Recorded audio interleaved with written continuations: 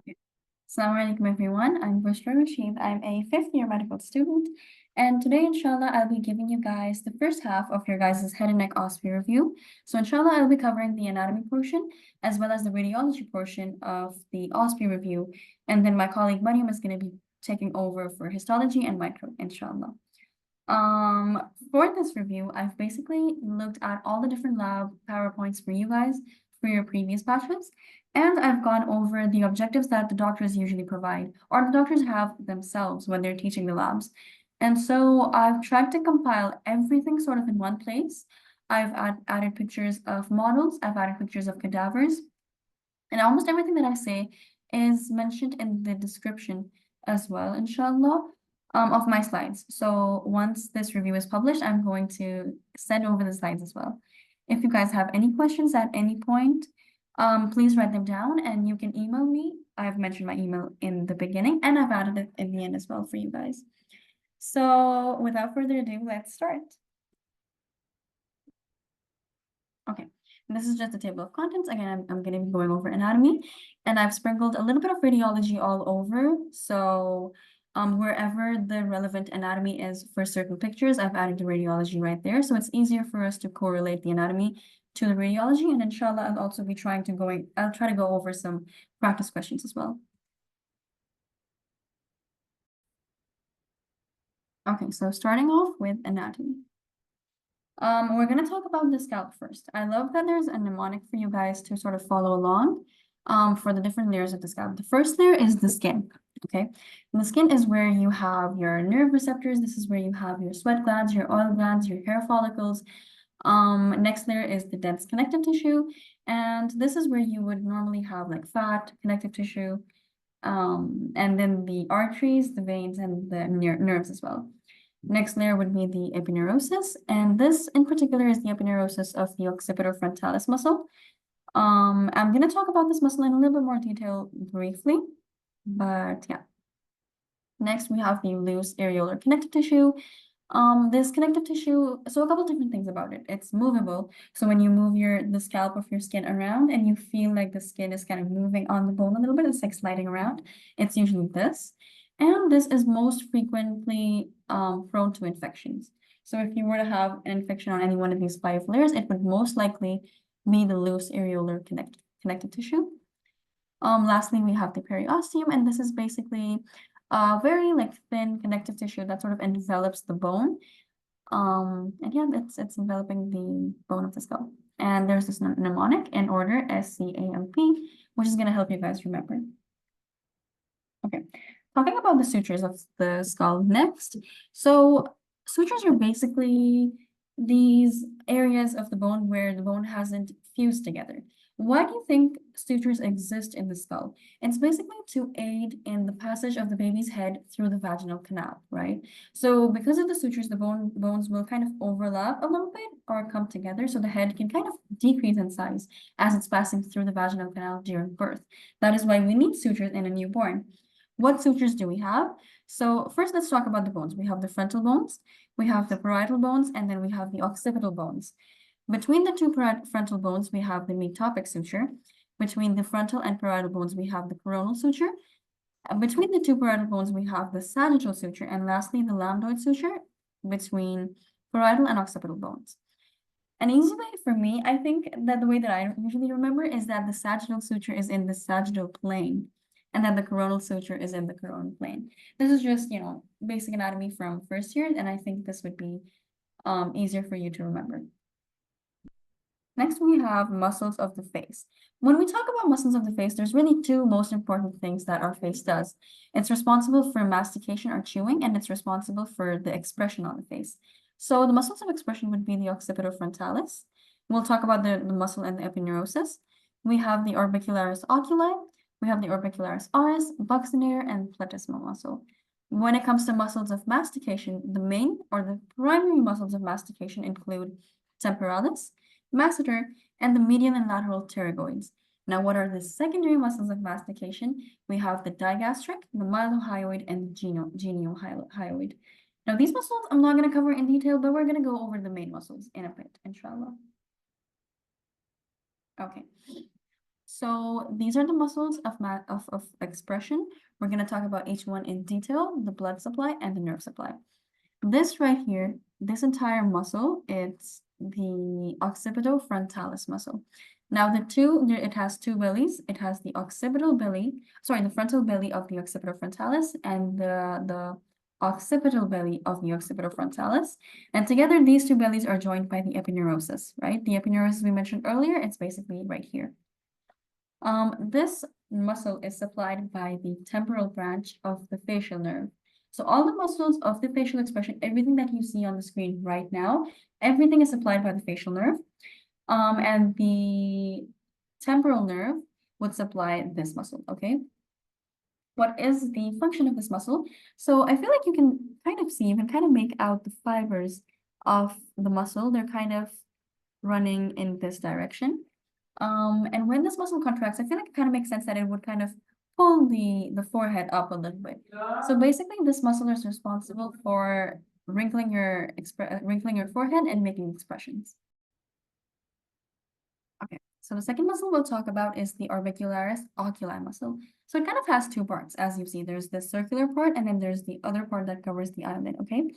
The nerve that's responsible for innervating this muscle in particular would be the zygomatic. So it's the temporal nerve, yeah, from the facial nerve, and it's also the zygomatic nerve, which is a branch, of course, of the facial nerve. What is the responsibility of this muscle? It's basically going to help you close the eyelid, okay? Moving on to the zygomaticus muscle, supplied by the, of course, zygomatic nerve. And what do you think this function would be? We can see that the fibers kind of run in this direction upwards, and it's kind of connected to the upper lip. So when this muscle would contract, it would shorten, and this would help you smile. It's gonna move the corners of the mouth upwards. Moving on to the buccinator muscle, supplied by the buccal nerve. And what are the functions of the buccinator muscle? Basically, what it does, it's a little bit difficult to understand, I think, but I'll just give you guys a gist of it. So we have something called the oral vestibule, right? So the vestibule is basically the areas between your cheek and your teeth.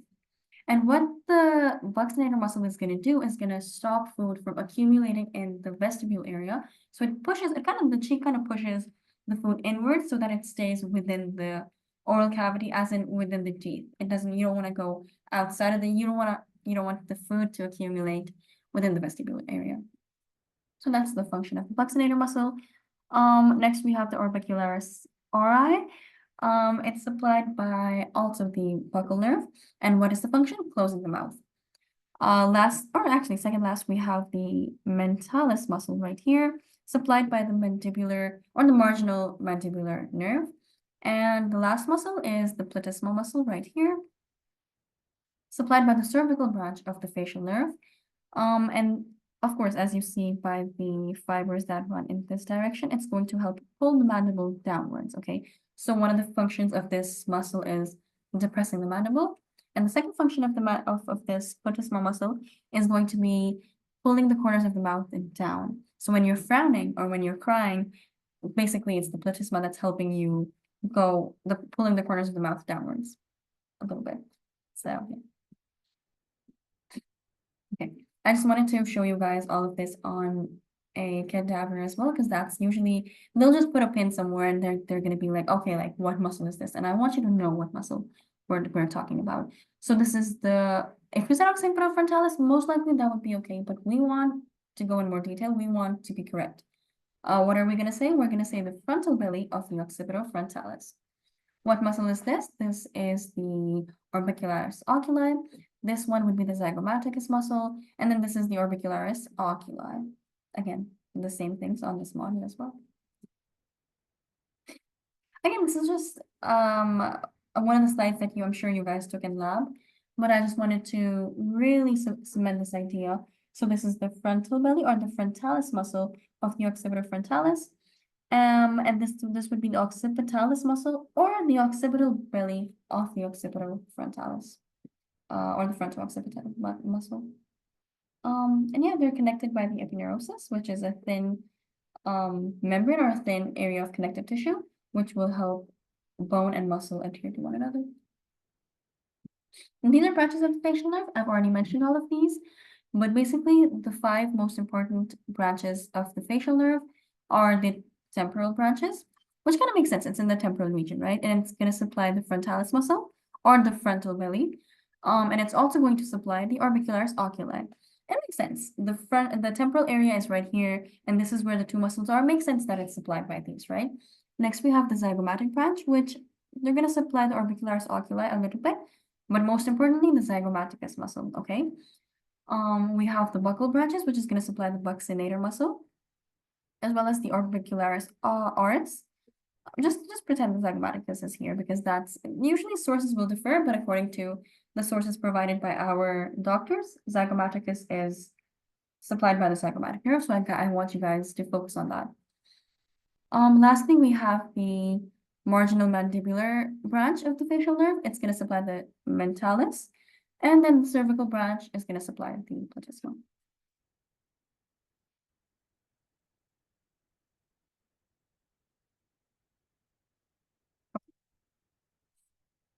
So these are just the same nerves that we just talked about, but they're on the model. And again, I really want you guys to know these nerves on the model. All of these labelings, every single picture that you see here that is labeled 1, 2, 3, 4, A, B, C, D, everything is present within the notes section. So just make sure that you're going over that as well. This would be the temporal branch, right? This would be the zygomatic nerve. Then we have the buccal nerve, we have the marginal mandibular nerve, and then we have the parotid gland as well. The same thing's on a cadaver. The parotid gland right here, temporal, the zygomatic, buccal, and then it's not shown here exactly very clearly, but this is where the marginal mandibular nerve would be. This is exactly the same thing, but something new that they added here was the post-auricular. Again, if you know even a little bit about, if you know just the muscle names, I feel like you can make up the nerves very easily. You know, temporal, zygomatic, buccal, marginal mandibular, and then the ear is right here. So this nerve is called the post-auricular nerve. Once again, I think it's super easy to be able to, if you forget, I feel like you can easily sort of make it up as you go. Okay, we'll talk about the superficial. Make sure you know these are the superficial arteries of the face.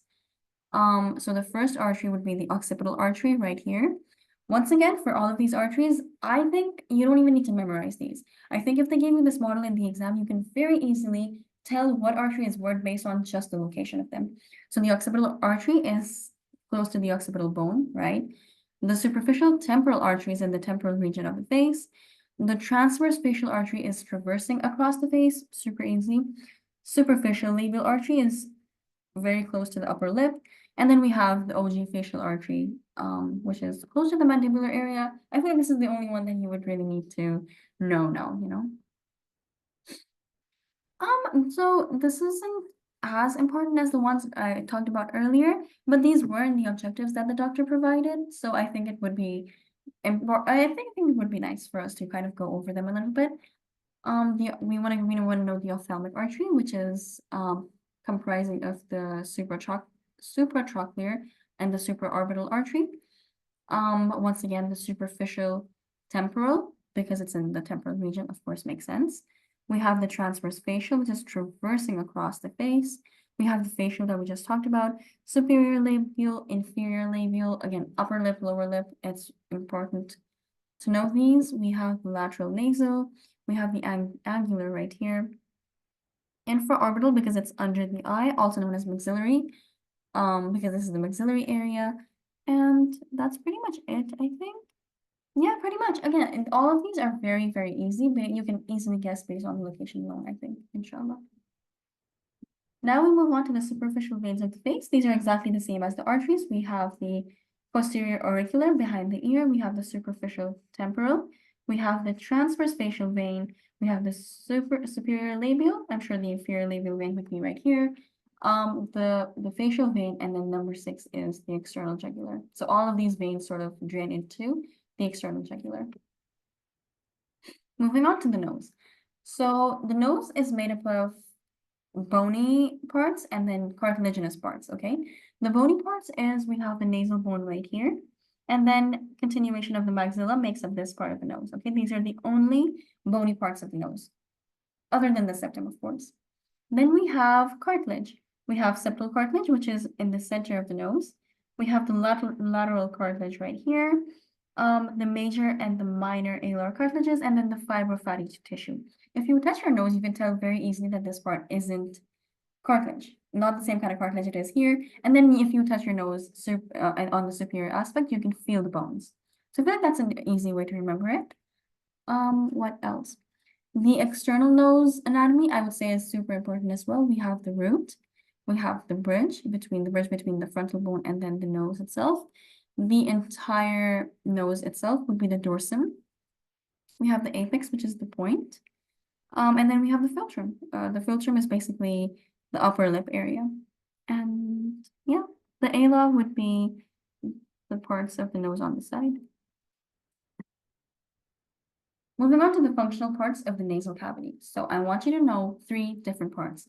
We have the vestibule, we have the olfactory region, we have the respiratory region, okay?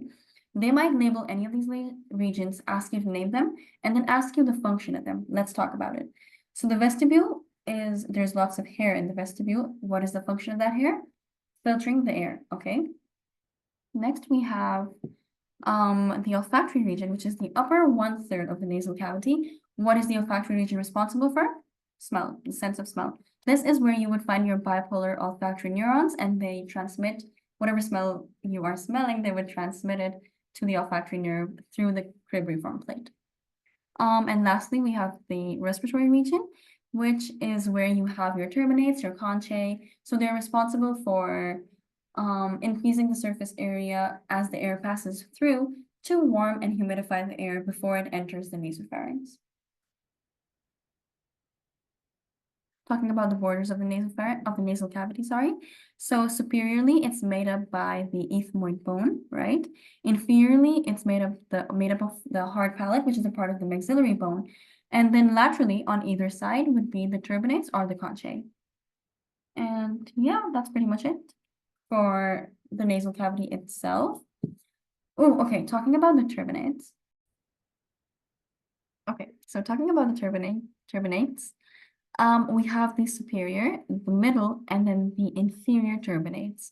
Now, I was confused. How is a turbinate different from a concha? So a turbinate is this entire structure that you see right here, and then the bony part of the turbinate would be the conchae, okay? So if you said superior, middle, inferior conchae, that would be okay. If you said superior, middle, inferior turbinates, I think that would be okay as well. But the superior and middle turbinates are made up of the ethmoid bone, whereas the inferior turbinate is a bone itself. Okay, so it's a different bone. It's not really a part of another bone. It's a separate entity.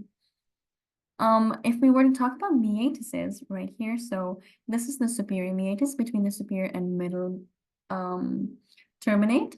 We have the middle meatus between the middle and inferior, and then between the inferior and the hard palate, you would have the inferior meatus. So beneath every bone is the respective meatus, right? So beneath the superior, you have the superior meatus. Beneath the middle, you would have the middle meatus, and beneath the inferior turbinate, you would have the inferior meatus. What do these meatuses drain? So the superior meatus is responsible for draining the posterior ethmoid sinus, okay? Just one sinus, and that's the posterior ethmoid sinus. The middle, however, is responsible for draining the rest of them. So there's a very easy mnemonic. It's called FAM, F-A-M-M, okay? So the frontal sinus, the anterior ethmoidal sinus, the middle ethmoidal sinus, and the maxillary sinus. All of these drain into the middle meatus, which is right here. And then lastly, we have the inferior meatus, just one thing drains here, and that's the nasolacrimal duct, okay?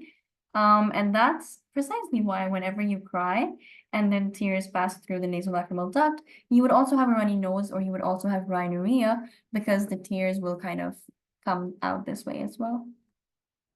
And yeah, that's pretty much it for this part. Now, I've basically talked about all of these things, and I've talked about the drainages, and I've talked about every single sinus here, but I just want to talk to you guys about or explain them on a model. Because these models, as you know, are very important. They can put a flag anywhere. They can put a picture of any one of these parts, and they'll be like, okay, label this. What is the function of this? What is the relation? Blah, blah, blah. It's really, really important for you to look at the models and sort of memorize the structures on the models as well, okay? So we have the ethmoid bone right here. The sphenoid sinus would be here. Frontal sinus right behind the forehead. Superior, middle, inferior concha, and then we know the meatus as well. This is the medial view, which is showing us the nasal septum as well. So we have the sphenoid sinus, we have the frontal sinus, ethmoid bone, again, as we saw in the previous picture.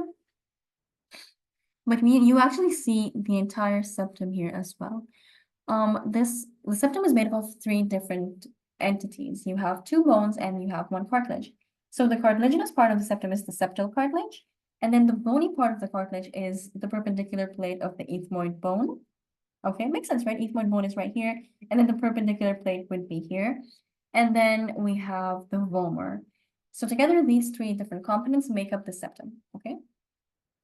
This right here is the maxilla, and then we have the palatine bone right here as well. So we have the ethmoid bulla, which is opening or draining the middle ethmoid sinus. And then we have the semilunar hiatus, which is the openings of the frontal, maxillary, and anterior ethmoidal sinus. And recall from our previous slide that the frontal, maxillary, anterior ethmoid, and middle ethmoid, so FAMM, all of these sinuses drain into what? The middle meatus. So together, all of these drain into the middle meatus. And this is where the opening of the nasolacrimal duct would be, which is basically the inferior meatus.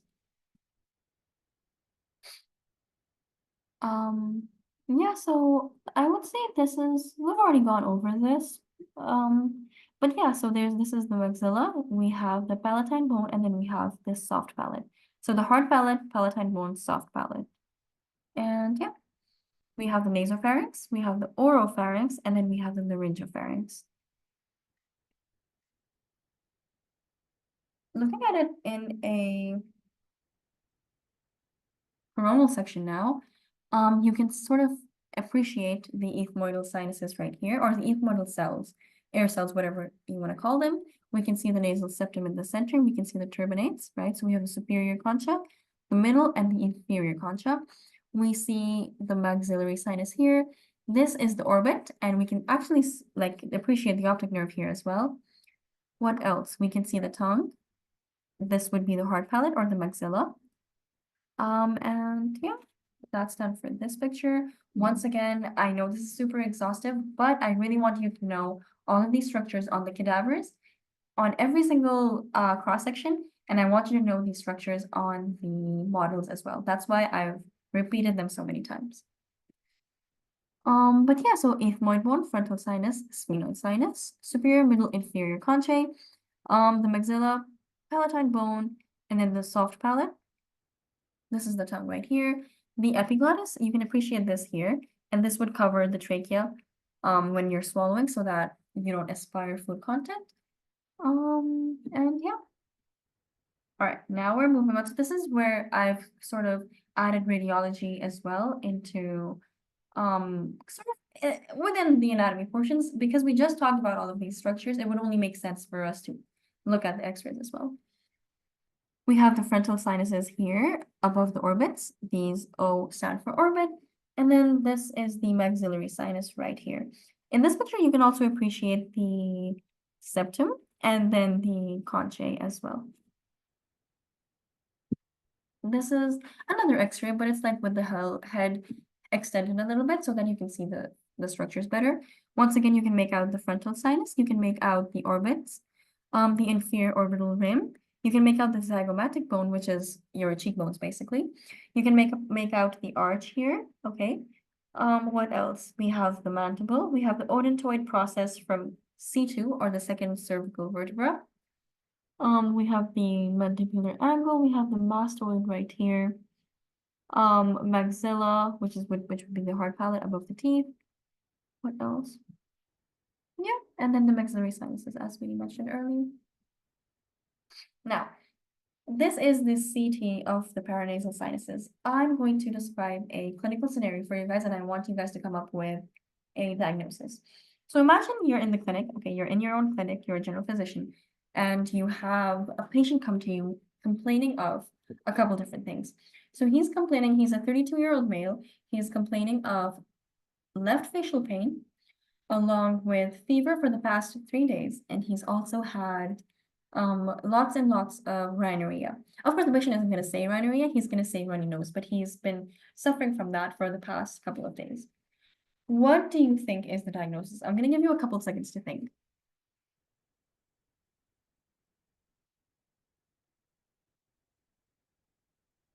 Okay. When you see the CT, the first thing that you can notice here is how full the maxillary sinus is and how it's sort of going into the left nose as well.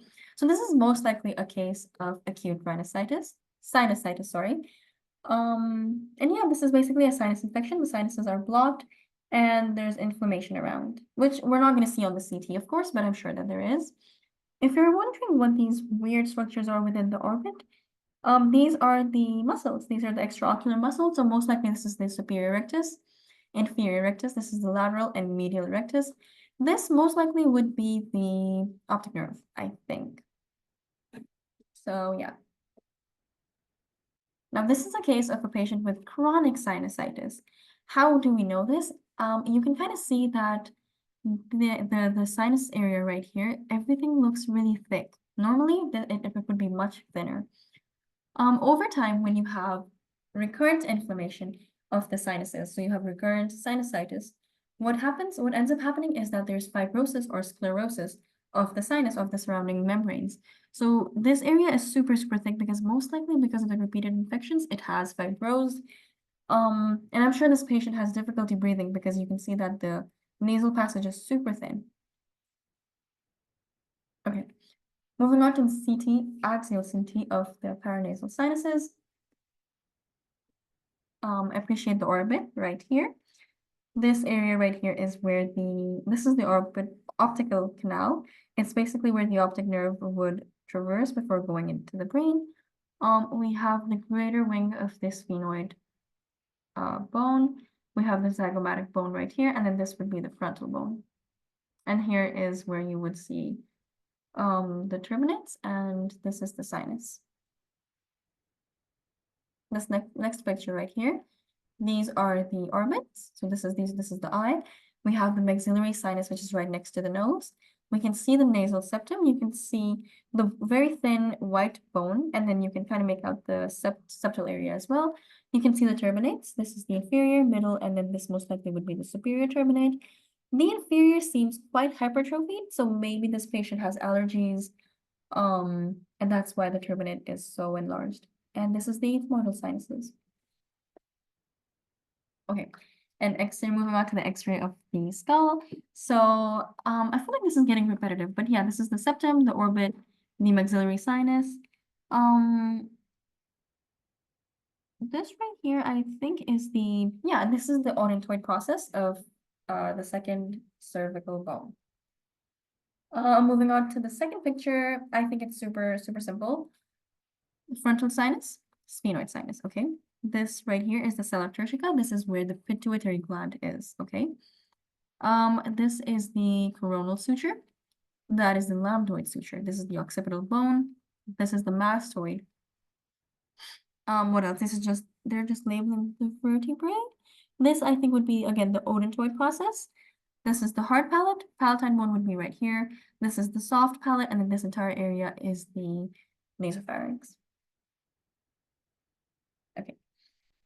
Moving on to another CT. So this right here, I know it looks quite interesting. I feel like we haven't seen this in any of the earlier pictures, but basically this is the TMJ joint. So this is going to be the mandibular condyle of the TMJ, or the temporomandibular joint. We have the septum, we have the turbinates, and then we have this sphenopalatine recess, or the foramen, I think it's called. And yeah, the mastoid would be right here. It has like aerosols in it. And this is the maxillary sinus.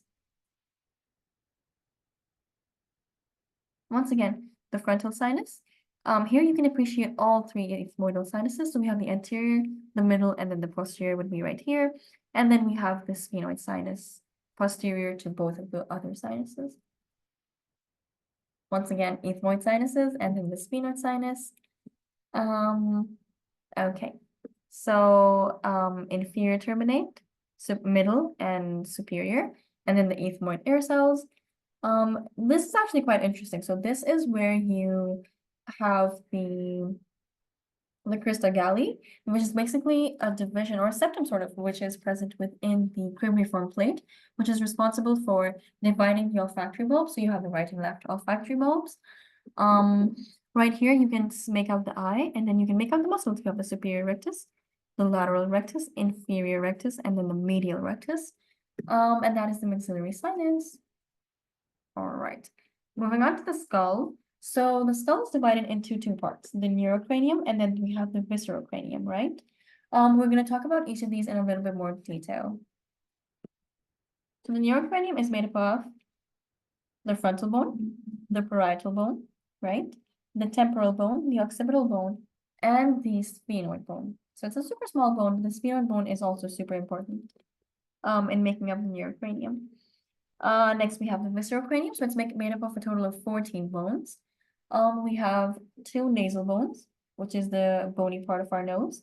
We have two lacrimal bones. We have the maxilla. We have the mandible. We have zygomatic bones, which again are in pairs. We have the inferior nasal concha. Remember how I told you guys that there's the nasal concha is its own bone. It's a separate bone, whereas the middle and superior nasal concha is part of the ethmoid bone. So this counts as its own bone. Okay, and then we have the vomer, which makes up the bony part of the nasal septum. Foramina of the skull. Again, this I would say is super important as well. Even as a fifth year, we're studying this for our exam now. So I would say this is super important, and I would really want you guys to repeat this part thoroughly. So we have the ethmoid bone, right? This part is the cribriform plate of the ethmoid bone. The crista galli in the center. We're gonna have the olfactory bulb on either side. An important distinction that one of our doctors made for us in clinic was the differentiation between olfactory bulb and nerve. If you said that this houses, the cribriform plate houses the olfactory nerve, you would be wrong because it doesn't. It houses the olfactory bulb, and it's important to make the distinction between the two. Next, we have the foramen ovale, foramen spinosum, and foramen lacerum. So the foramen ovale contains what? That's right. So it contains V2, which is basically the maxillary branch of the trigeminal nerve. Foramen spinosum contains V3, which is the mandibular branch of the trigeminal nerve, and the foramen lacerum contains the greater and lesser petrosal nerves. So what are these nerves? These nerves are going to be supplying parasympathetic fibers to our face. We have the hypoglossal canal, which is very close to the foramen magnum. And the hypoglossal canal, as the name suggests, is going to carry the hypoglossal nerve, which is basically responsible for all the movements of the tongue. So if you were to have a lesion here, you would have, your tongue wouldn't be able to move. Then we have the jugular foramen, which contains not only the jugular vein, but also cranial nerves 9, 10, 11, which is basically the glossopharyngeal, the vagus, and then the accessory nerve. So let's talk about the anterior cranial fossa. The anterior cranial fossa, I just wanted to orient you guys, which is why I added like these cute little pictures. So this is where we are right now, right here. This is what it looks like when you're zoomed in. We have the lesser ring of the sphenoid. Okay, we have the body of the sphenoid. As I mentioned earlier, we have the cribriform plate, which is part of the ethmoid bone. We have the crista galli, and then the foramen cecum right here.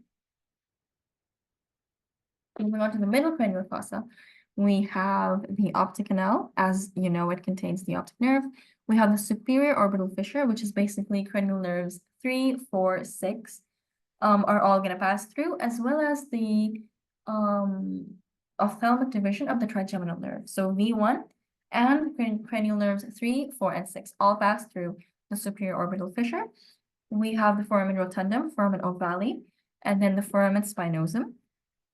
We have the foramen lacerum, as I mentioned earlier, contains the petrosal nerves.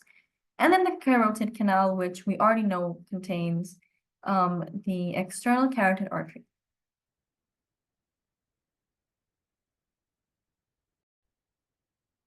Just to kind of repeat what I mentioned earlier, foramen rotundum would contain V2. Second branch of the trigeminal, foraminal valley would contain V3, which is the mandibular branch of the trigeminal nerve or cranial nerve 5. And then lastly, foramen spinosum contains the middle meningeal artery. And I'm going to talk about the clinical relevance of this artery in a bit. And then we have the posterior cranial fossa. This is where you have the foramen magnum. This is where the brainstem passes through the skull. And then the vertebral arteries also pass through here. We have the internal acoustic meatus, also known as the internal auditory meatus. And then this is where cranial nerves 7 and 8. So the facial nerve and the vestibulocochlear nerve would pass through here. And we've already talked about the hypoglossal canal and the jugular foramen. This is a picture from first aid, which I really like, honestly. I feel like it makes everything so easy. So they've divided it according to anterior, middle, and posterior cranial fossa. They talk about what fissures are where, and then what foramen or what fissures contain what. And I think this is super easy. It's color-coded. I think this would be a really good summary for you guys to memorize. So this is the pterion. What is the pterion? It's basically this area where all the bones meet. So the frontal bone, the parietal bone, the occipital bone, and then the sphenoid bone all sort of meet in this one place called the pterion. What is the clinical relevance of this place? This is the place where the middle meningeal artery, which is a branch of the maxillary artery, which is a branch of the internal carotid artery. So the middle meningeal artery runs in this place, okay?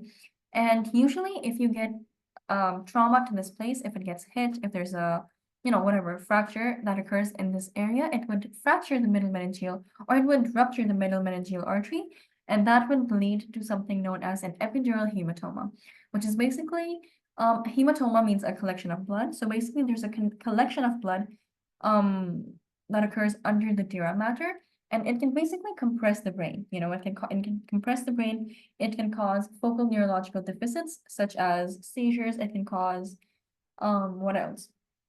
Sensory or muscle weakness, etc. And this is where you have the Broca and the Wernicke's area as well. So this might actually cause aphasia, depending on where exactly what area it occurs at. So yeah, that's the clinical relevance. Moving on to the X-ray of the skull. I'll just quickly recap the most important things. We have the frontal bone, the parietal bone, the occipital bone. We have the lambdoid suture you can see right there. We have the coronal suture you see right here. What else? This groove that you see right here is where the middle meningeal artery would be, and this trauma to this area will cause an epidural hematoma, right? We can appreciate the sella turcica right here. This is where the pituitary gland would be sitting. What else? We have the frontal sinuses. We have the sphenoid sinuses. We have the mastoid air cells. We have the condyle of the mandible right here. The TMJ would be right here. We have the body of the mandible, the malar process of the maxilla, or basically the hard palate. And yeah. Again, sella turcica, but in a little bit more detail. Just a quick, I guess, clinical relevance for the sella turcica is basically when you get a pituitary tumor, be it an adenoma or whatever, what usually will happen is that when there's a growth here, this area gets super enlarged because of the pituitary tumor. That is going to compress on the optic pathway, and what occurs as a result is bitemporal hemianopsia, and that's basically when you lose your peripheral halves of the vision. So yeah, in terms of clinical relevance, I think you should know that. We can appreciate the sphenoid sinus. The frontal sinus would be somewhere here. It's not really that visible, so it's fine. We have the occipital bone right here. Okay. I just wanted to go over a couple more CTs from your guys' radiology lecture. So if there was a cut made in this area right here, this is what the CT would look like, okay? So we can very clearly appreciate the maxillary sinuses. We can very clearly appreciate the nasal septum. We can see the conchae as well. This is the zygoma, your cheekbones. And then lastly, the sphenoid sinus, which is posterior to the nose. Moving a little bit lower down, what do we see now? We see the mandibular condyle. which is going to be part of the TMJ. We can now appreciate the ear. So this funny looking thing here is the external ear, or the pinna. And then this is the external auditory meatus. We can see the mastoid ear cells here, and then this right here would be the maxilla. Moving lower down, so just at the beginning of the neck, we see the hyoid bone right here, okay? We can now appreciate the jugular vein, and we can see the common carotid arteries as well. And then moving even lower down, we now are at the position of the thyroid cartilage. So this right here is the thyroid cartilage. We have the true vocal folds right here, and then the sternocleidomastoid. And just as, I guess clinical relevance for this area would be if you had a tumor of the vocal cords, a couple different things would occur. So the vocal cords are a pathway through which air passes, right? So if you were to have a really large tumor here, that could potentially block the airways and the patient would have difficulty in breathing, or the patient might not be able to breathe at all, which would make it an emergency. Another one of the things that we can have is hoarseness of the voice, because of course you're not able to talk properly since there's now a tumor on the vocal fold. And so hoarseness of voice would be one of the symptoms as well. Okay. We'll talk about the vertebrae now. So this is what a typical cervical vertebra looks like, okay? We have the body, we have transverse process, we have the transverse foramen, which transmits the vertebral artery vein and some sympathetic supply as well, some nerves. We have the lamina, we have the spinous process, and then we have the articular process. So this is the superior articular process. The superior articular process of this bone is going to articulate with the inferior articular process of the vertebra above, and I'm going to show you guys this in a little bit. A couple different things that I really want you guys to keep in mind here is that the spinous process is bifid. So that's one of the things. We have a transverse foramen, that's another one, and then the vertebral foramen is actually triangular in shape. These three features are going to differentiate a cervical vertebra from a vertebra from anywhere else in the body, okay? So this, for example, the vertebral foramen is circle. It's not a triangle. There's no vertebral foramen, through there's no transverse foramen through the transverse process, and the spinous process is not bifid at all, So the moment you see these three features, you know that you're talking about the cervical vertebrae.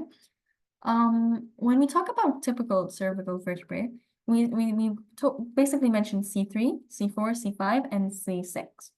C1 and 2 we know are special, they're totally different. C7 is pretty similar, it's almost typical, but not quite because the spinous process is super duper long. It's not bifid and it's super long. Okay.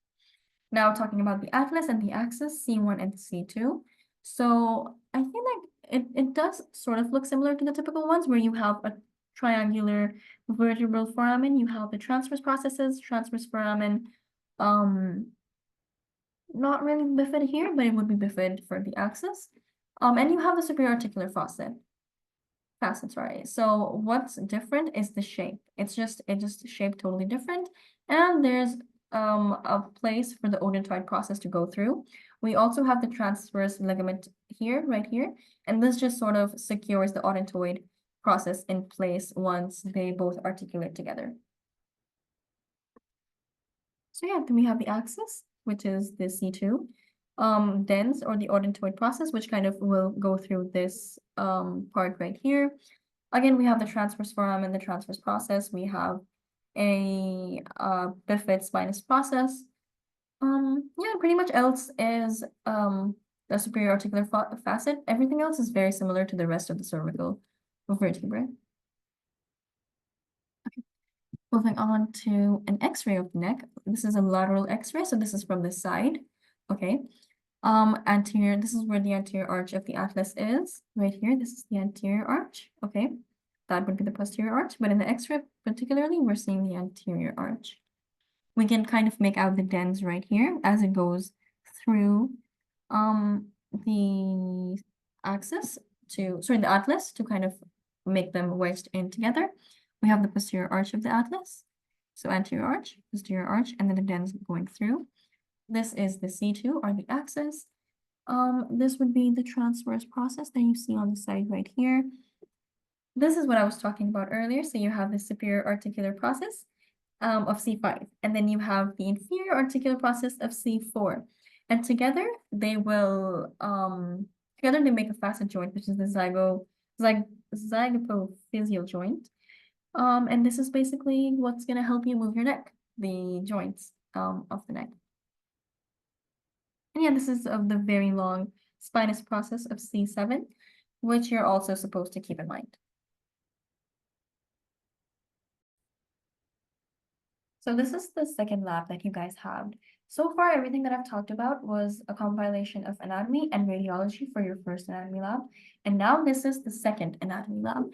We're going to start by talking about the infratemporal fossa. I really like this picture right here because I feel like it really, really tells you where exactly the infratemporal fossa is. I feel like sometimes it can be a little bit difficult to visualize where these like fossas are. But now that you see like where he's pointing at, you know exactly where in the skull the fossa would be located. All right, so if that is the temporal fossa, this area right here through the zygomatic arch would be the infratemporal fossa. Let's talk about the boundaries of the infratemporal fossa. So laterally, we're gonna have the ramus of the mandible. We know, you can see the person's finger here. It's kind of behind the mandible, right? So once you remove the mandible, we know that this area would be the lateral boundary of the infratemporal fossa. Moving on to the anterior boundary, we have this part of the maxilla right here. Medially, we have the lateral pterygoid plate of the sphenoid bone. And then the roof is the sphenoid bone itself. So these are the boundaries that you're supposed to know for the infratemporal fossa. Moving on to the contents. The contents include a couple different things. So we have muscles, we have arteries and veins, and we have nerves. These are the three most important things that the fossa contains. We have the lateral and the medial pterygoid muscles. I don't think it's important for you to know the superior inferior head and the deep superficial. You can just skip this, honestly. But I really like this picture because it shows you the muscles and it kind of emphasizes on the location for you guys again. Next, in terms of contents for the infratemporal fossa, let's talk about the nerves and then the vessels. So we have the maxillary artery right here, and then also we have the branch of the maxillary artery, which is the middle meningeal artery. This is the same one that I talked about earlier, the one that can break or rupture at the pterion. So these two arteries are in the infratemporal fossa. We have the trigeminal nerve. Specifically, we have the mandibular branch of the trigeminal nerve. And then we have the auriculotemporal nerve, which is a branch of the mandibular nerve, which is a branch of the trigeminal nerve. And then lastly, we have the optic ganglion, and this is the parasympathetic ganglion that's going to supply the basically the different things in this region. And one of the things would be the parotid gland. This is another picture that talks about all the contents of the infratemporal fossa. The things highlighted in green here are the things that you're really supposed to know. I'm not going to go over this in detail. I think you can just memorize this in your own time. But basically, if they were to bring a model like this, I would like you to know what exactly is in the infratemporal fossa right here. All right, now we're going to move on to the parotid gland. Let's talk about the boundaries of the parotid gland itself. So posteriorly, we have the external ear and we have the sternocleidomastoid, right? Superiorly, we have the zygomatic arch, also known as the cheekbones. Anteriorly, we would have the masseter muscle right here, right? And then inferiorly, we have the angle of the mandible right here. So these are the borders that you're supposed to know. Let's look at this on a cadaver. So we have the parotid gland right here. It's very close to the external ear. We have the parotid gland. You can see it's quite thick and it's coming out of the the duct, which is coming out of the gland. And then we have the sternocleidomastoid, and it goes all the way from behind the ear to the sternum in the front. We've already sort of talked about the blood supply, so no need to go over this again. All right, the contents of the parotid gland. So the gland is basically where the facial nerve divides into its terminal branches, right? So it divides into the temporal, zygomatic, buccal, the marginal mandibular, and the cervical nerves. We've already talked about this in detail. I'm not going to go over it again. What other things are important? So we have the external carotid artery. Ignore what it says here, but this is the artery, and it's gonna go into the parotid gland. This is where it would divide into its two different branches. So we have the maxillary artery, and then we have a superficial temporal artery. And all of this branching occurs within the parotid gland. What else? The parotid duct comes out, and then we just have the lymphatics supply of the gland. Nerve supply of the parotid gland, let's talk about it as sympathetic and parasympathetic. So the one shown in the picture here is the parasympathetic. So you're basically going to have the inferior salivatory nucleus, okay, right here in the medulla. It's going to give branches, preganglionic branches, which are gonna kind of go with the glossopharyngeal nerve all the way up until the otic ganglion, and then the postganglionic branches of the nerve would go with the auriculotemporal nerve and then supply the parotid gland. Okay. What do you think the parasympathetic supply of the parotid? What do you think parasympathetic innervation is going to do? Whenever you have stimulation of this particular pathway, it's going to cause more salivation. So you know the mnemonic that goes like rest and digest for parasympathetic? That is exactly what you will do. So parasympathetic, you're going to have more salivation. And then when we come to the sympathetic supply of the gland, that basically involves the IML, which is the intermediolateral nucleus, which is present in the spinal cord. So this is the brainstem that's present in the spinal cord. It's going to go and branch, or the pre-ganglionic nerves are going to go to the superior cervical ganglion, and then the post-ganglionic fibers are going to go with the external carotid artery to the parotid gland, and that's basically how its sympathetic supply comes from.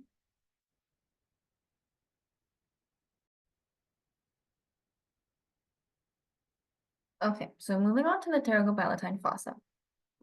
I think this schematic right here would make it super easy for you to understand what we're talking about exactly. So the infratemporal fossa, which is the one that's sort of right here, okay, let's imagine that's here, okay? The fissure that you see, the pterygomaxillary fissure, is the red dotted line here, and it's the same thing here. This, between the fissure and the nasal cavity, you have the pterygopalatine fossa, okay? So technically the pterygopalatine fossa would be inside this area because the outside part is basically the infratemporal fossa. So what are the borders of the pterygopalatine fossa? We have the anteriorly, we have the posterior part of the maxilla. Posteriorly, we have the lateral pterygoid plate, and then superiorly, we have the sphenoid bone. Contents of the pterygopalatine fossa, I only need you to remember three, okay? I only need you to remember three main important ones. So we have the maxillary nerve, okay? We have the maxillary artery, and then we have the pterygopalatine ganglion. These three are more than okay for you to remember for the pterygopalatine fossa. Okay, moving on to the TMJ, or the articulating joint of the face. I'm just gonna go over each of the numbers. We'll talk about the muscles. So number one is the masseter muscle. Number two is the temporalis muscle. Okay, the temporalis muscle is basically held together. No, actually, it's attached. That would be the word. It's attached to the zygomatic arch right here. Then we have number four, the lateral pterygoid. Okay, number eight, we have the buccinator. This is the mandibular condyle. Yeah. We have the mandibular notch, and then we have the coronoid process right here. This is the angle of the mandible, and then this is the TMJ, or the temporomandibular joint. Now, what are the different things that comprise a temporomandibular joint? First of all, we have the mandibular condyle, okay, which is this right here, okay? Then we have an articulating disc in the center. Lastly, we would have the mandibular fossa of the temporal bone, and then the articular process, or the articular process of the temporal bone. Sorry, that's my bad. It was actually the articular process of the temporal bone. So together, these all the things that I've mentioned right now make up the TMJ, or the temporomandibular joint. If we looked at it in a little bit more detail, we can see that there's the articular joint, or the articular disc, sorry, right here. The entire thing is held together by a capsule, the disc in the center. There's actually two synovial cavities because of the presence of the disc, it kind of divides it into two cavities. And then we have the superior synovial membrane and then the inferior synovial membrane. The inferior synovial membrane is, of course, on the condyle, the mandibular condyle, and then in the mandibular fossa of the temporal bone is where you have this superior synovial membrane. So this is all of what I just mentioned on a cadaver. Let me try to zoom in for you guys. Yep. Okay, never mind. But this is basically the TMJ once again. This would be the lower or this inferior synovial cavity. We have the superior synovial cavity, and then in the middle right here is the articular disc. This is the mandible, and then this is the condylar process or the condyle of the mandible. Moving on to the TMJ ligaments, we have the joint capsule right here. I guess the lateral ligament isn't visible, but this is the sphenomandibular and then the stylomandibular. And that's only because of the bone. So this is the sphenoid bone. This is the stylopharyngeal muscle. Sorry, the bone. And then ligaments that connect one bone to another, they are named after that. So stylomandibular and then the sphenomandibular ligaments. Movements at the TMJ. So there's 4 movements that occur at the temporomandibular joint. What are they? Let's talk about protrusion first. So it's basically when you protrude your jaw forwards. That's the most important muscle for this would be the lateral pterygoid. There's a lot of details given in this picture. I wouldn't recommend that you go into it, honestly. Just memorize the most important ones that I'm telling you about. So protrusion is the lateral pterygoid, and then retraction or moving your jaw in like backwards would be the temporalis muscle, okay? That's all you need to know. Forget all of this. Temporalis for retraction, and then the lateral pterygoid for protrusion. When you open your mouth or depress it, some of it is gravity, and then you have the superior and inferior hyoid muscles. Not as important, but I think elevation, or when you close your mouth, you're using the most important, the temporalis, the masseter, and the medial pterygoid muscle. Why do you think that is? In my head, the most important reason is when you're opening your mouth, okay, fine, it's just open. But closing your mouth needs more force because when you're chewing your food, you need to crush the food every time you close or elevate your mandible, right? And so more muscles are responsible for elevation than depression. And of course, you're working against gravity when you elevate, so that's another thing that kind of goes into it.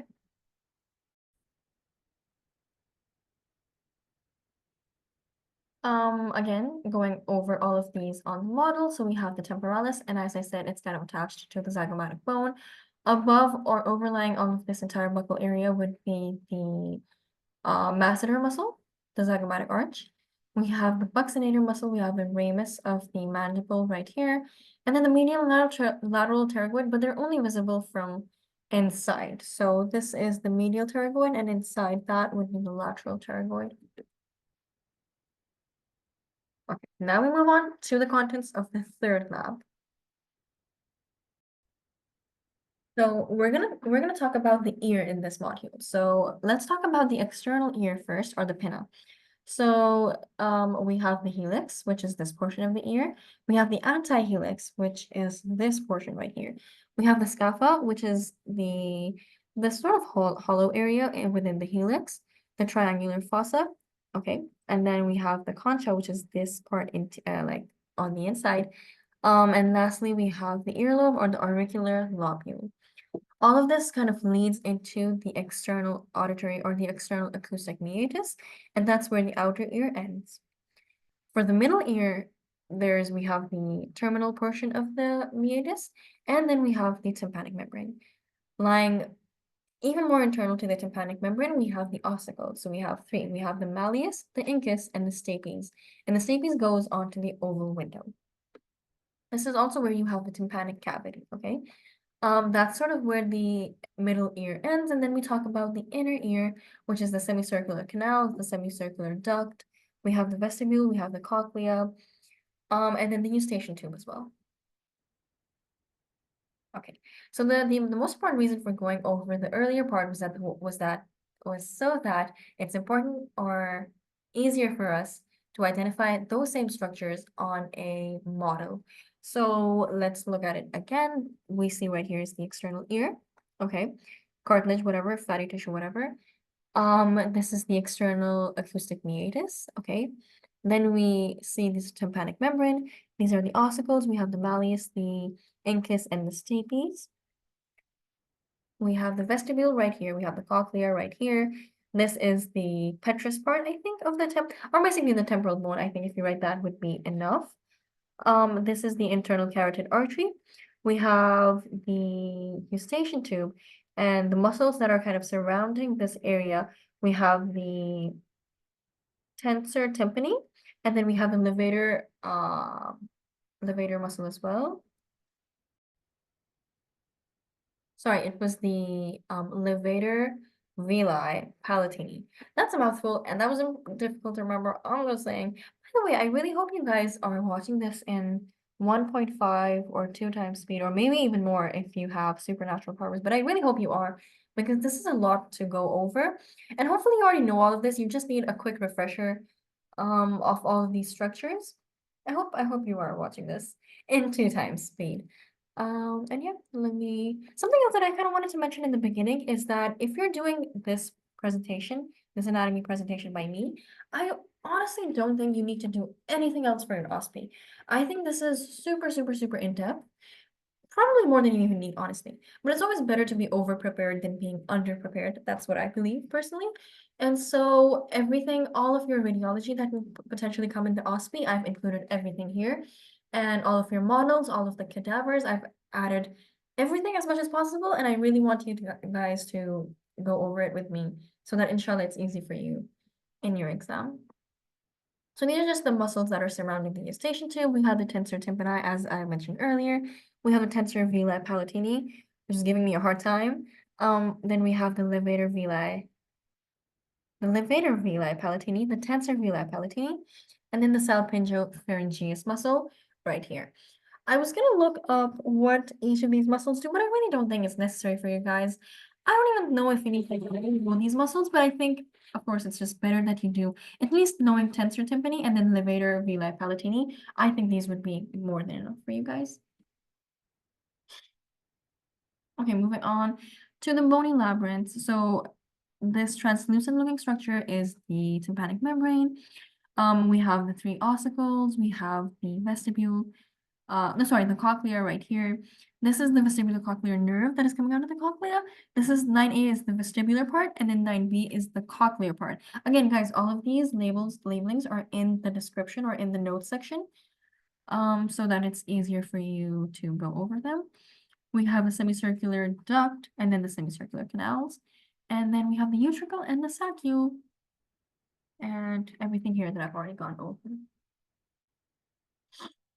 All right, now we talk about the anterior and posterior triangles of the neck. It is a little bit heavy, but inshallah, if just walk with me through this, and inshallah, it will become easier. So let's talk about the boundaries of the anterior triangle first. Hold on, let me go charge my iPad.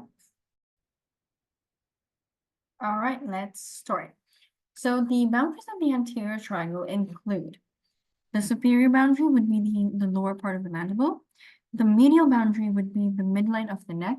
And then the posterior or the lateral actually boundary would be the sternocleidomastoid, or more specifically, the anterior part of the sternocleidomastoid. Superiorly, I think it's I know it's the deep cervical fascia. And then there's also the roof, and the floor, sorry, is also made up of more fascia. If we were to look at this cadaver, what do we see? So we see the sternocleidomastoid, which is going from the ear all the way up until the sternum. We see the omohyoid muscle right here, the submandibular gland under the angle of the mandible. We can see a facial artery and then the facial vein.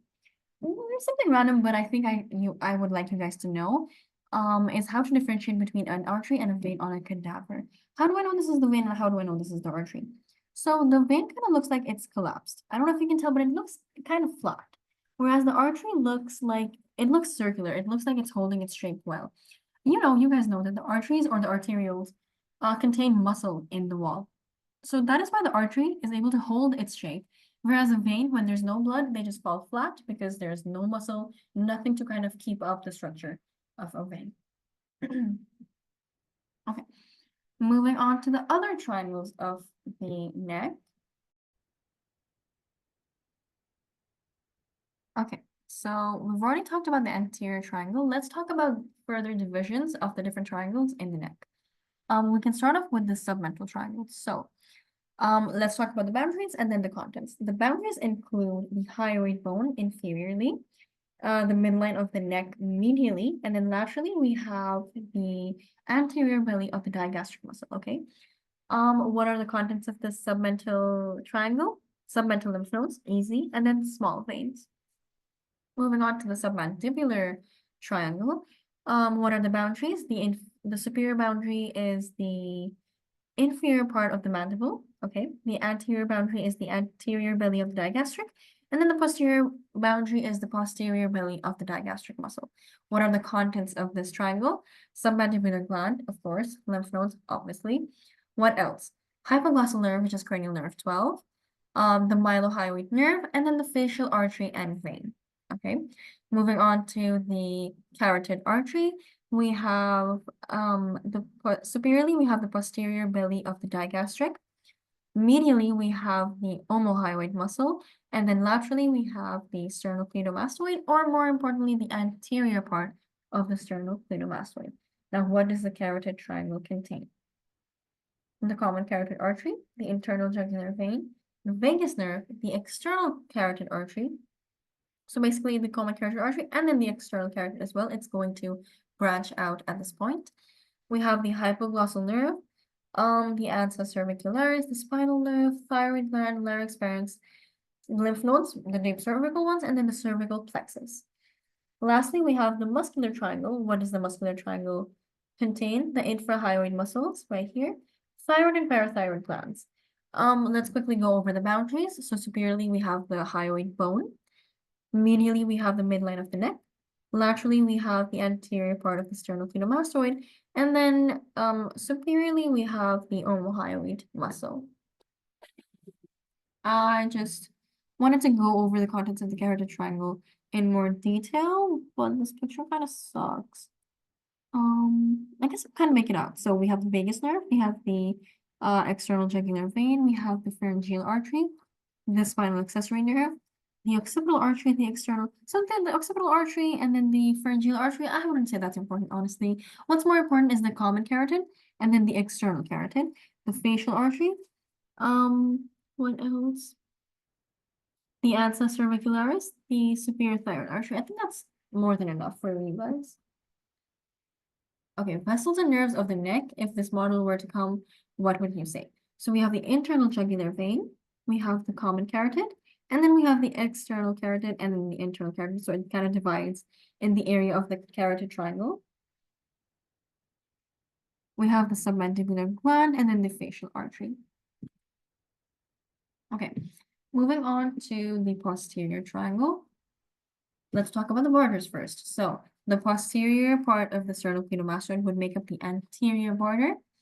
The posterior border is made up of the anterior part of the trapezius muscle, and then inferiorly we have the middle 1/3 of the clavicle.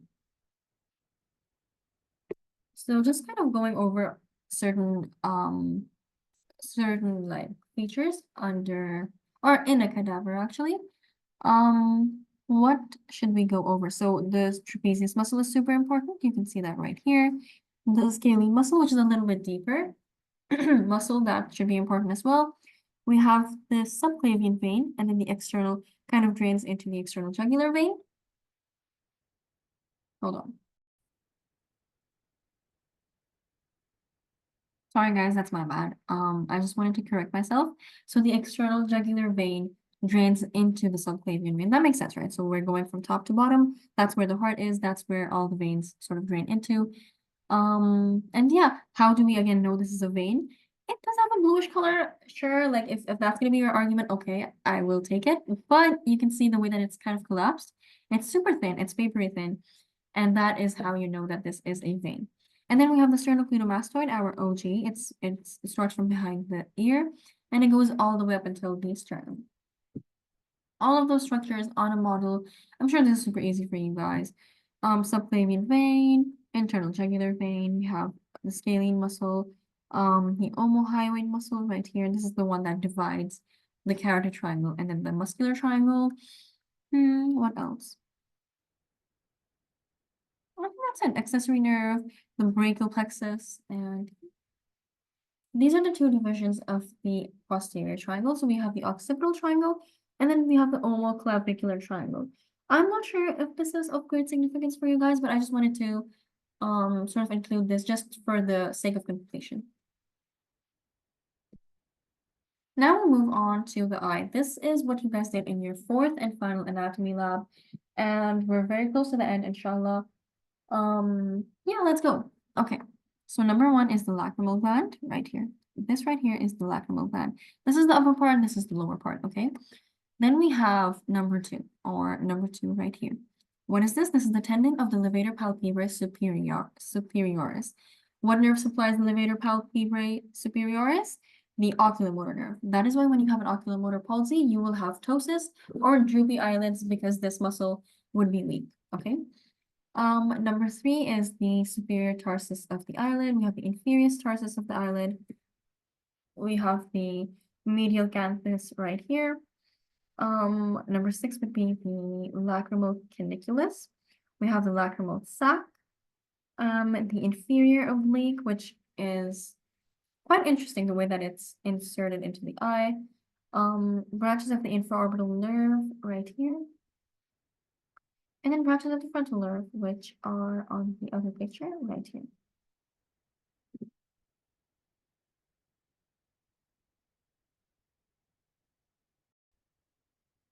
Okay, so the only important thing that you're supposed to know in this picture would be the lacrimal gland.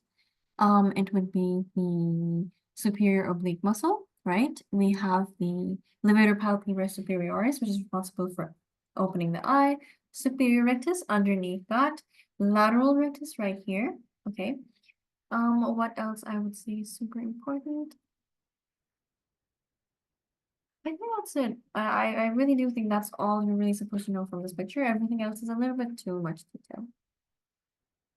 This is the same picture. So we're gonna take everything in this blue box and we're gonna remove this, and then this is what we see right here. Okay, let's just quickly go over the structures again. So this is the superior oblique muscle. That's the muscle, and then that's the tendon for the superior oblique. And this right here is the pulley structure, right? So you see here, it's almost like a pulley mechanism where when this contracts, it kind of pulls the eye inwards a little bit, and then the eye would move laterally, I guess, a little bit, and also, yeah, basically. And then we have number two, which is the superior rectus muscle. We have number three, which is the medial rectus muscle, the lateral rectus muscle. Number five would be the optic nerve. Number six is and the nerve that supplies the superior oblique muscle only, which is, what do you think that is? The trochlear nerve. And then we have number seven. What nerve is this? This is the nasociliary nerve. It supplies the anterior part of the nasal cavity. I think it's important for you guys to know that. And then number nine is the short ciliary nerve, which also supplies the nasal cavity, but it's not that important for you to know. This is everything that I just explained again. And yeah. All right, so this is the orbit. We're just gonna, again, we're looking at the superior oblique, okay? The inferior oblique, superior, medial, lateral, and inferior rectus muscles. We have the lacrimal nerve, the frontal nerve. The abducens nerve is right here. Nasociliary, which you can see the branches kind of going down because it's gonna supply the nasal cavity. And then this is the trochlear nerve, which supplies the superior oblique. So, yeah. I think that's all you're supposed to know really in this picture. So according to this picture, we're gonna go over all of the different lacrimal apparatus, okay? So we have the lacrimal gland right here. The lacrimal gland, as it was shown in one of the earlier pictures, it's basically divided into two parts. Let me go back, hold on, so that I can show it to you better. Here. So the lacrimal gland, the upper and lower part is divided by the tendon of the levator palpebrae muscle, okay? Next, we have the lacrimal sac, which is where the lacrimal gland is going to drain. the nasolacrimal duct, which drains into the inferior meatus of the nasal cavity. And then whenever you cry, some of the tears will drain down your nose, and that is why you would most likely have a runny nose when you're crying. This is, by the way, this would be a really important exam question, like where does the nasolacrimal duct drain? So just make sure you know that really well. Clinical test for the extraocular muscles. So basically we ask the patient, we take our finger, we make this H shape, and then we ask the patient to follow our fingers. And if there's any place that the patient is unable to follow, we would know that there's a certain problem in whatever muscle. This is a CT scan of the eye, so we can see the eyeball itself. We can see the medial and lateral rectus in this picture. The optic nerve is visible right here. And we have the muscles, we have the extraocular muscles. So we have the superior rectus, inferior rectus, medial and lateral rectus, and then this is most likely the optic nerve. I think I took this picture from one of your earlier presentations, like lab presentations. I think this is amazing. Let me just go over this really quickly. So this is the left and this is the right. Okay. This is a problem in cranial nerve 4, also known as trochlear nerve. So trochlear nerve supplies the superior oblique, right? Superior oblique is responsible for what? Looking downwards, and looking out a little bit. So when you have a problem with your superior oblique, your patient is gonna come to you and say, "Doctor, I can't really look down. And whenever I do look down, it's I begin to experience double vision." Okay. So they're gonna have difficulty in reading, that you need to look down for that. They're also gonna complain of not being able to look at the stairs when they're climbing, when they're climbing down. So that's when you know that the patient is unable to look down or inferiorly, and you can make the diagnosis of palsy of the trochlear nerve. Yeah. Moving on to the abducens nerve, which is cranial nerve 6. This cranial nerve supplies the lateral rectus muscle, and so it's responsible for looking out, looking laterally. And when you have a problem with this, the patient's eye is going to be fixed immediately. It's not going to abduct at all. Moving on to cranial nerve 3 palsy. So when you have oculomotor nerve palsy, you have a lot of different things. First of all, you're going to have ptosis. So ptosis means drooping of the eyelid. Why do you have drooping eyelids? It's because the oculomotor nerve supplies the levator palpebrae muscle, and because of that, you're not going to be able to elevate the eye. When you do lift up the eye, what do you have? You have this right here. So once you do lift up the eyelid, what are you going to see? You're going to see a pupil that's downwards, and out. What else are you going to see? That the pupil is going to be blown out. Blown out means that the pupil is going to be really, really big. Why is the pupil so big? Is because the oculomotor nerve itself brings along parasympathetic fibers with it. So when the parasympathetic fibers get damaged, the pupil will dilate. So you have a really dilated pupil that's looking down and out, and you're going to have ptosis of your eyelid. Together, this make up the oculomotor palsy. Horner syndrome, I'm sure you're super familiar with this, but it's also going to have ptosis. And then you're going to have meiosis, which is basically your eyelid, or sorry, your pupils are going to be super small or constricted. And that is because sympathetic, doesn't it make sense that sympathetic would want to dilate your pupil so that you see more, or you're able to see better in fight or flight? And so Horner's would, if there's a problem with sympathetic, that would constrict the pupils. Okay, talking about the the bony orbit now. We're gonna talk about the borders of the bony orbit. So superiorly, it's made up of the frontal bone, okay, and then the larger wing of the sphenoid bone. Laterally, we have the zygomatic bone, and then also the lesser wing of the sphenoid bone. Inferiorly, once again, we have the zygomatic bone, we have the maxillary bone, and then we have the palatine bone as well that make up the floor of the bony orbit. And then medially, we would have, once again, the maxilla, we would have the lacrimal bone, and then the ethmoid bone.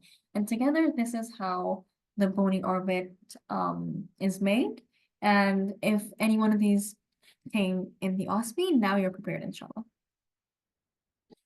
Just some basic eye anatomy, just as a quick refresher before your OSPE. We have the conjunctiva right here. It goes all over the eye. we have the pupil, we have the iris, we have the anterior chamber, and then we have the posterior chamber between the iris and the ciliary muscles. We have the cornea right here, vitreous body, and then the different layers of the posterior part of the eye. So we have the sclera, we have the choroid, we have the retina, and then one of the parts of the retina would be the macula, and then the fovea. Fovea would be right there. And that's pretty much it for the anatomy. Just going over a CT scan of the eye really quickly. So we have the eye right here, okay. We can appreciate the optic nerve as well. We have the lateral and then the medial orbital bones. We have the superior orbital bone. This is the superior oblique, and then this is the inferior oblique. And then we have the same over here. This is an axial section, and these two would be sagittal sections. Yeah, sagittal, right? Yeah, so this is sagittal, and then this is a coronal view. Yeah, and that pretty much describes all of these pictures. And that's pretty much it. Thank you very much. I've included my email and my phone number again for you guys to ask me questions if you had any. If there's any kind of feedback that you'd like to give me, I would be open to that as well. And yeah, I really hope, inshallah, that your exam goes wonderfully, inshallah, inshallah.